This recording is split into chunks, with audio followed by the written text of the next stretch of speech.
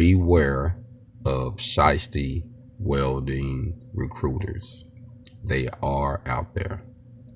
So when you put your ad on Indeed, Craigslist, different places, and you have different recruiters from different cities, different states looking to fill different positions. So they'll throw ads out there to say, hey, I need help doing this, doing that, doing this. Now, a lot of them are legit, don't get me wrong. But I have run across a few who even tried to play me. Like recently, I did a job for a day to help a recruiter out, and it would have been longer than that. But the situation ended up being something I didn't want to be a part of, honestly. But I did 10 hours, and now I have an issue with getting paid. A lot of BS. But I have did another one where I did the time, did the job, and the job was messed up. The people was wanting more than what was that I signed up for, and I was like, nah, I didn't sign up for this. So the recruiter, the lady tried to, honestly, she tried to check me, and I had to pull her coattail, like, hold up, you need to watch who you talking to. You know what I'm saying?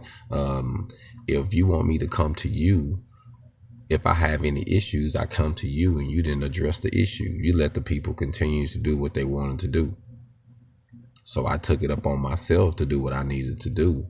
And you say that I'm moving too fast, and I got paid now, but I still got beat out of my time, and it was evident what I worked. So some things, and sometimes you are going to reach people in situations where it's going to be bad blood or put a sour taste in your mouth because of some of the companies.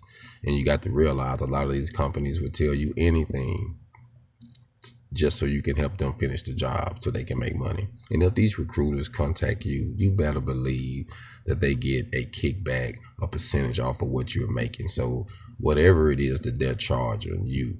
So if they say, if you agree to 25 or to 30, you better believe they making money off of you too, which is fine. That's cool. So as long as you can agree to, okay, I'm cool with this, you cool with that, you help me with this, I'm fine.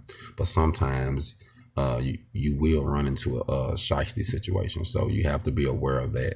So, don't have thin skin, because, everybody ain't shiesty. All welding recruiters are not out to get you. And it's like I say, I have ran across a few that really try to help you and help you benefit as they benefit. So you do got the good ones out there, but you have to be aware of those who try to be pushy or try to act like, you need to do this or do that. You remember they sitting in the office while your ass out here working hard. So miss me with all that. You know what I'm saying? And see, that's why I'm building this program, this independent welding program with Hog On, because I can be able to fill some of these gaps. Just be bringing good work ethics to a job. No BS. People want stuff done.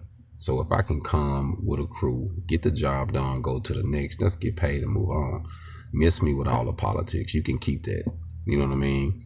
You already blackballed me as it is. You done said I'm an ex-convict. I'm black. I'm a felon.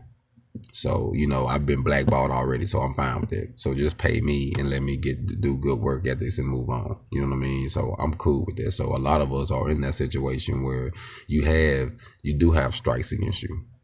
So your education and your work ethics and us having our own tools and ability to do the job is our asset. That's what, that's what holds all the value. So, when you out here networking yourself, just don't have thin skin, like I said, and beware of some of these shiesty recruiters out here. Hog on.